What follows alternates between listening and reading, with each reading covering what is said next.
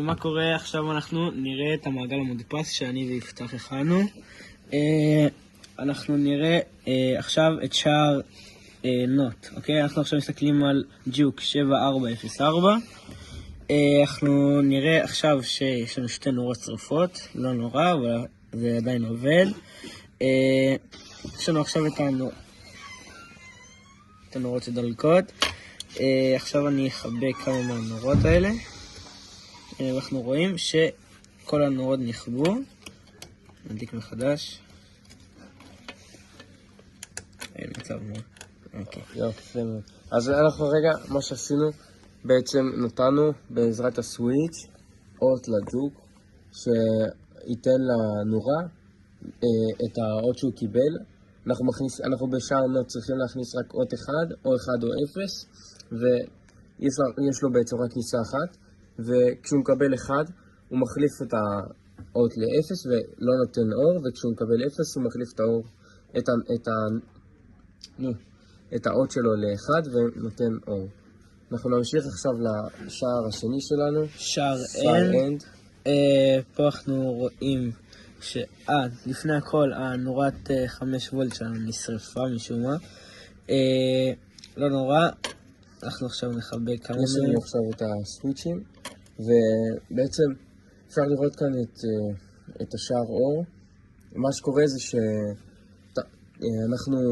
אמרנו לו בעצם בעזרת הג'וק כל הזמן להכניס משהו קבוע של 1, אות 1, וכשאנחנו מעלים את הסוויצ'ים אנחנו בעצם נותנים לו עוד אות של 1 והוא מדליק לי את הנורה. האור חייב לעבוד, השער אור צריך לעבוד עם 2 כניסות, הוא חייב לקבל 2 כניסות של 1, אם לא הוא לא עובד, ועל זה הוא בנוי בעצם. אנחנו מסתכלים בעצם על 7408. שזה השם של הג'וק שלנו, ועכשיו אנחנו נמשיך לשער השלישי והאחרון שלנו, שזה שער אור עם ג'וק 7432. יש לו גם 2 כניסות כמו לשער נוט.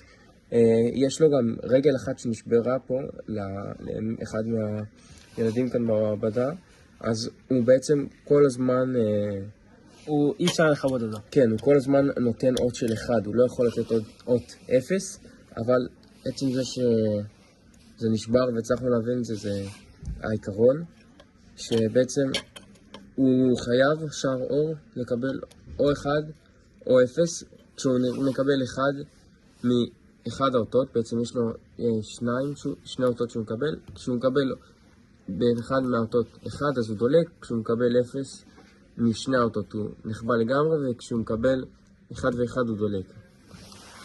זה היה מעגל מודפס, על חמות. היה לנו ממש כיף להלחים, אפשר לראות כאן את החמות היפות שלנו. חמות מאוד יפות ומאוד חוקיות. עוד דבר, אנחנו במקום להכניס את זה מפה עם דופונים, אנחנו פשוט הלחמנו את ה-VCC והגראונד, ואנחנו ישר דוחפים את זה לספק כוח. לספק כוח כמובן שמנו לו 5 וולט ולפי כמה שצריך. וזו הייתה העבודה שלנו, עבודת החמה של יפתח שושן ושחר כץ.